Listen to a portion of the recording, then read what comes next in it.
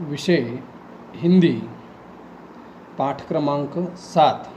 पाठ का नाम है डॉक्टर का अपहरण। इस पाठ के लेखक डॉक्टर हरिकृष्ण देवसरे, जिनका जन्म 9 मार्च 1938, उनकी मृत्यु 14 नवंबर 2013 इंदिरापुरम, गाजियाबाद, उत्तर प्रदेश में। डॉक्टर का अपहरण यह एक विज्ञान कथा है और इस कथा के माध्यम से, यानी प्रस्तुत कथा के माध्यम से, लेखक ने जो उद्योगों से अंधाधुंध विकास हो रहा है, इसका मतलब विज्ञान के माध्यम से जो विकास होता है उद्योगों का, वो तो हर देश के लिए चाहिए, लेकिन यदि अगर वही अंधाधुंध हो, हद से ज़्यादा हो, तो वह क्या हो सकता है, सजीव सृष्टि के लिए धोखादायक या खतरनाक हो सकता है, खतरा हो सकता है। तो अंधाधुंध विकास, मशीनों की बढ़ती संख्या, फैलता हुआ प्रदूषण, बढ़ती बीमारी, जलवायु परिवर्तन आदि से हमारी पृथ्वी या हमारी सृष्टि कुप्रभावित हो सकती है। इसके बुरे परिणाम हमारे सृष्टि को झेलने पड़ेंगे।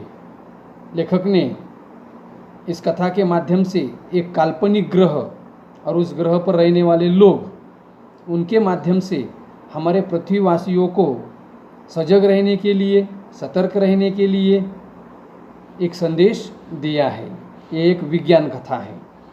अब इस पाठ में एक मुख्य पात्र है डॉक्टर भटनागर, और डॉक्टर भटनागर के माध्यम से ही लेखक ने हमें संदेश दिया है। तो इस कहानी को शुरुआत करते हैं। कुछ महीने पहले डॉक्टर भटनागर अचानक लापता हो गए थे, यानी गायब हो गए थे। इस बात का समाचार सभी ने पढ़ा होगा, लेकिन फिर उसके बाद उनके बारे में कुछ भी पता नहीं चला, कुछ भी पता नहीं चला, कुछ भी।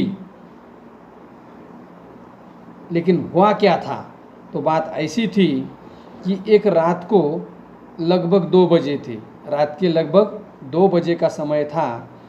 उनके घर की कॉल बेल, यानी डोर पर जो टंगी हुई क्या होती है, बेल होती है, घंटा होती है घर के अंदर, और उसका बटन कहाँ होता है, बाहर होता है, दरवाजे पर बटन होता है।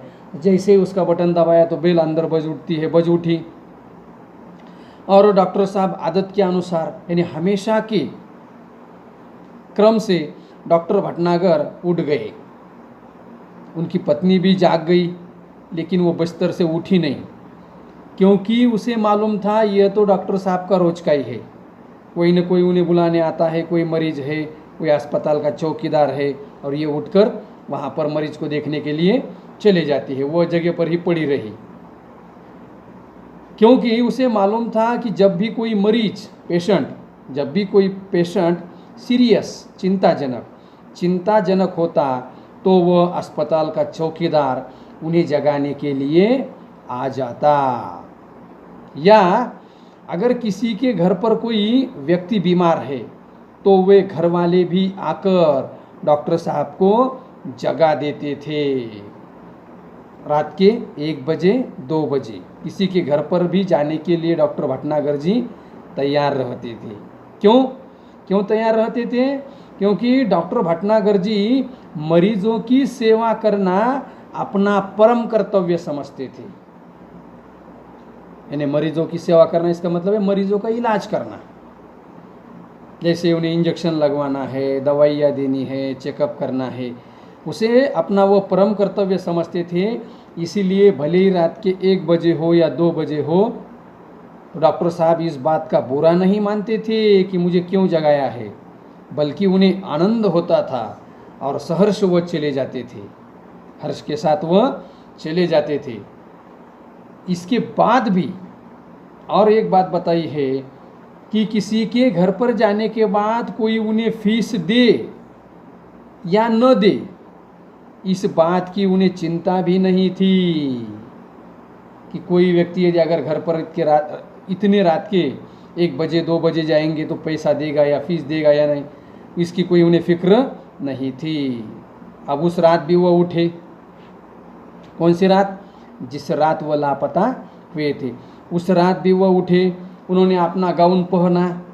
गाउन का मतलब डॉक्टर का जो कोट होता है, वो डॉक्टर का कोट उन्होंने पहन लिया है, या उसे गाउन को लबादा भी कहते हैं। उन्होंने पहन लिया और अपना दवाइयों का बैग उठाया।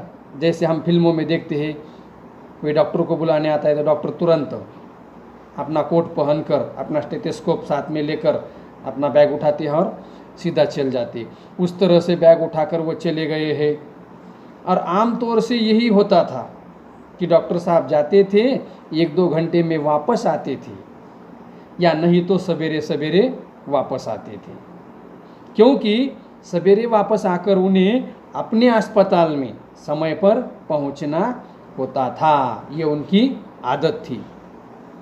परंतु होता क्या है कि उस दिन सुबह देर तक डॉक्टर भटनागर जी घर नहीं लौटे, तो उनकी पत्नी चिंतित हुई। पत्नी को चिंता होने लगी कि सुबह हो गई है, 7 बजे है, 8 बजे है, फिर भी डॉक्टर साहब नहीं आए।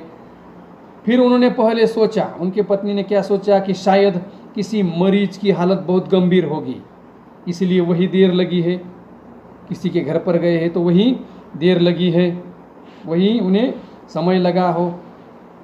फिर उन्होंने यह सोचा कि हो सकता है कि डॉक्टर साहब देर होने के कारण अपने घर पर आने के बजाय उस व्यक्ति के घर से सीधा अस्पताल चले गए हो। कहाँ चले गए हो? उस व्यक्ति के घर से सीधा अस्पताल चले गए हो, ऐसा उन्होंने समझ लिया। लेकिन जब मरीज ही, यानी अस्पताल के मरीज ही उन्हें जब घर पर पूछने के लिए आने लगे, तब डॉक्टर साहब की पत्नी को चिंता होने लगी, आश्चर्य होने लगा। फिर उन्होंने क्या किया, उनके मित्र, डॉक्टर साहब के मित्र या अन्य कुछ संबंधी है, तो उन्हें फ़ोन किया और डॉक्टर साहब के बारे में पूछताछ की कि क्या भाई डॉक्टर साहब आपके घर आए हैं। ऐसी पूछताछ करने के बाद उन्हें कुछ भी जानकारी मिली नहीं। इसका मतलब डॉक्टर साहब उनके घर पर भी नहीं थे। कुछ देर के लिए उसने यह भी मान लिया कि हो सकता है कि रात के समय डॉक्टर साहब किसी दूर गांव पेशेंट को देखने के लिए गए हो और वहाँ से उन्हें वापस आना थोड़ा सा शायद कठिन हुआ होगा,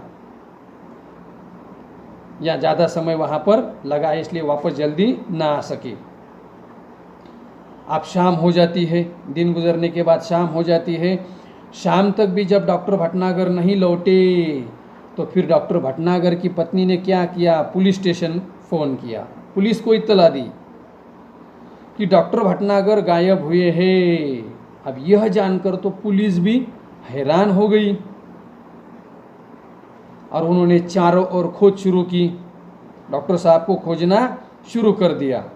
और यह बात देखते देखते पूरे शहर में बहुत तेज़ी से फैल गई, बिजली की तरह बहुत तेज़ी से फैल गई। बिजली की तरह, जैसे हम यहाँ से बटन डालते हैं, ऑन करते हैं, तो रोशनी बिजली का बल्ब कहाँ भी हो तो तुरंत लग जाता है, उस तरह से कि तुरंत फैल गई वह। तो उनकी पत्नी खोज के लिए केवल इतना ही बता दिया है पुलिस को कि रात के समय में डॉक्टर साहब जो गए हैं तो अपनी गाड़ी में नहीं गए, अपनी कार में नहीं गए हैं, उन्हें लेने कोई गाड़ी आई थी और उस गाड़ी के पहियों के निशान, टायर के निशान उनके पत्नी ने कहाँ पर देखे थे? दरवाजे के सामने, घर के सामने। कैसे थे वह? सड़क और फुटपाथ पर देखे थे। तो वह टायर के निशान कैसे थे? बड़े थे। टायर के निशान कैसे थे? बड़े थे। केवल इतना ही उन्होंने बताया है। किसने? भटनागर साहब की पत्नी ने। किसे बताया है? पुलिस को बताया है। क्यों बताया है? क्योंकि पुलिस अब डॉक्टर भटनागर की क्या कर रही थी? खोज कर रही थी कि कहाँ पर है डॉक्टर साहब है। अब बाकी का हिस्सा शेष बचा हुआ इस पाठ का जो भाग है वह हम अगले वीडियो में देखेंगे। तब तक आपको इस पाठ का पठन करना है।